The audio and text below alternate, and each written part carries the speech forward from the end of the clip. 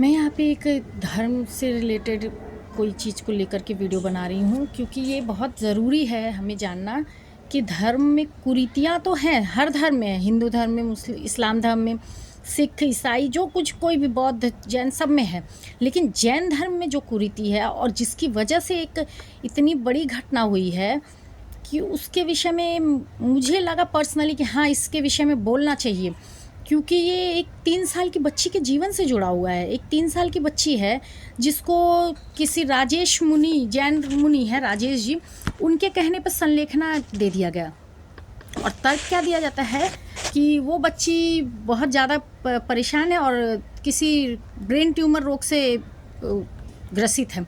तो उसके माँ बाप को दिसंबर में पता चला कि हाँ, उस बच्ची को दिसंबर 2024 में पता चला कि उस बच्ची को ब्रेन ट्यूमर है, और उन्होंने उसका इलाज करवाया और दिल्ली में किसी डॉक्टर से दिखाया, तो उसमें किसी सर्जरी की भी थी।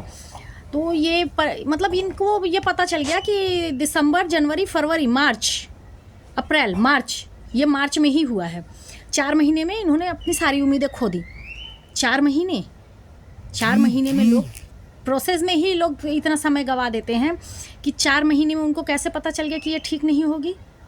और ये पेशे से ये आईटी में प्रोफेशन में है। इनका नाम पीयूष और इनकी पत्नी का नाम वर्षा है। ये दोनों लोगों ने अपने आप ही डिसाइड कर लिया कि अब हम इसका इलाज नहीं करवा सकते हैं, और ये किसी जैन मुनि के पास गए हैं, वहाँ पर कुछ अनुष्ठान वगैरह किया और वहाँ पे इस बच्ची को संथारा दिला दिया। और उस बच्ची जिसकी पहले से ही तबीयत खराब थी, वो शारीरिक रूप से कमज़ोर थी, उसको बिना पानी के इन्होंने मार डाला। मात्र 10 मिनट में उस बच्ची ने अपना दम तोड़ दिया है। 10 मिनट तक वो बच्ची बिना पानी के कितना तड़पी होगी।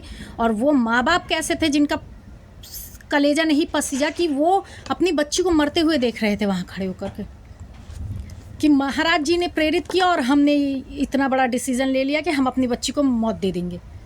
मौत देने का अधिकार किसने दिया है? हमारे देश में सुप्रीम कोर्ट ने एक्टिव यूथनेशिया और पैसिव यूथनेशिया दोनों के तहत सिर्फ पैसिव यूथनेशिया को दिया है, एक्टिव यूथनेशिया को नहीं दिया। ये सीधे सीधे एक्टिव यूथनेशिया है। किसने इतना बड़ा अधिकार दिया कि वो उस बच्ची के जीवन को छीन ले? आर्टिकल 21 के तहत हर किसी को जीने का अधिकार है। सुप्रीम कोर्ट ने हर जीने का अधिकार सबको दिया है। कौन होते हैं ये लोग जो 3 साल की बच्ची से उसका जीवन छीन लेते? इवन जैन धर्म में 5 साल के बच्चों को, 10 साल के बच्चों को दीक्षा दी जा रही है।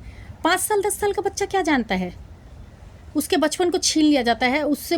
ये पूरा 2 साल का प्रोसेस होता है दीक्षा का, जिसके अंतर्गत उसको समाज से काट दिया जाता है, उसके पेरेंट्स से काट दिया जाता है, उससे फ़ोन वगैरह, टीवी वगैरह सारी चीज़ें छीन ली जाती है, फैसिलिटी।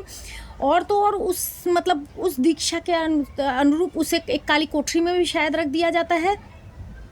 उस समाज से काट के आपको क्या मिल रहा है? कौन सा दीक्षा आप दे रहे हो? और ये कौन सी दीक्षा है? अपने हाथों से अपने बालों को नोचना।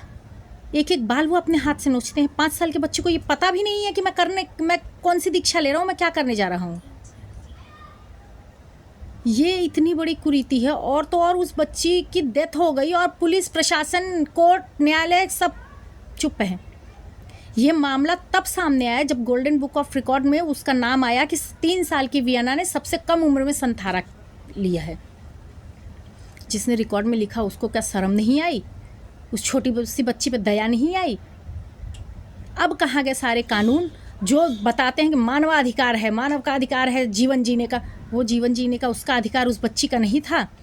अभी कोई रास्ते पे एक कुत्ते को मार दे तो ये लोग तो ऐसे दौड़ेंगे कि लगता है कि इनका प्राण निकल रहा है। उस बच्ची के लिए किसी के प्राण नहीं निकले हैं। ये मामला अधिवक्ता रितेश अग्रवाल जी लेकर सुप्रीम कोर्ट गए हैं, जहां उन्होंने कहा है कि नाबालिग को जीवन और मृत्यु का निर्णय माता पिता के पास भी नहीं होता है। इसके बारे में एक गंभीर कानूनी संवैधानिक प्रश्न ये उठता है, क्या ऐसे में नाबालिग को इस मामले में संथारा दिया जा सकता है? कानूनी या भावात्मक रूप से भी ये नहीं सही है। किसी बच्चे को आप वो जीवित है अवस्था में उसको तड़पा तड़पा के मार देना कौन सा कानूनी अधिकार है? माँ बाप को अगर जन्म देने का अधिकार है तो मृत्यु देने का अधिकार नहीं है, और जन्म देने का भी अधिकार उनका नहीं है। ये प्राकृतिक है।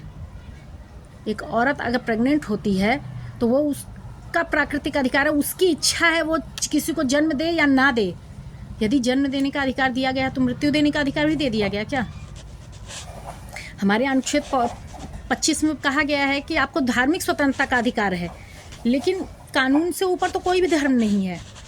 किसी धार्मिक प्रथा में नाबालिग को जीवन खत्म कर देना, ये कहाँ की कौन सा कानून, कौन सी प्रथा है? संथारा एक सदियों पुरानी जो पुरानी जैन परंपरा है, जिसके अनुयायी एक पवित्र निकास के रूप में मानते हैं। सर्वोच्च त्याग और एक ऐसा कृत्य है जो सचेत रूप से तब किया जाता है जब मृत्यु निकट हो या शारीरिक आध्यात्मिक अनुसरण के सहयोग में विफल हो जाए। क्यों नहीं राजेश मुनि जी पहले ले लेते हैं, जिन्होंने उस 3 वर्ष की बच्ची को संथारा की शपथ दिला दी, और उसके माँ बाप वो क्यों नहीं ले लिए संथारा उसी वक्त? कहते हैं माँ का दिल सबसे नरम होता है, अपने बच्चे के लिए वो दुनिया से लड़ सकती है। वो कैसी माँ थी कि जिसने अपने बच्चे को संथारा दिला दिया? 2015 में राजस्थान उच्च न्यायालय ने संथारा को अवैध करार दिया और भारतीय दंड संहिता की धारा 306 के तहत आत्महत्या के बराबर माना। सुप्रीम कोर्ट, हाई कोर्ट ने ये कहा, उसके बाद पूरा का पूरा जैन समुदाय उठ के चढ़ गया कि ये तो गलत है, इसका विरोध प्रदर्शन होने लगा। फिर सुप्रीम कोर्ट ने इस पर आदेश पर रोक लगा दी, इस फैसले को रोक लगा दी कि ठीक है ये इनका पर्सनल, लेकिन ये उन लोगों के लिए है जिनका बिल्कुल अब जीवन बिल्कुल मृत्यु के निकट आ चुका है, ये उनके लिए है। अगर आपकी धार्मिक भावना उससे जुड़ी हुई है, धार्मिक आस्थाएं जुड़े, तो वो ये बिल्कुल बुजुर्ग बिल्कुल उन लोगों के लिए है जो जिनको जीवन जीने की कोई इच्छा ना रहे, या वो बिल्कुल उस अवस्था में हो जाए कि अब वो संथारा कर सकते हैं। तो क्या ये चीज़ सही है? उस 3 साल के बच्चे की क्या गलती थी? उसकी बीमारी हुई, उसकी क्या गलती थी?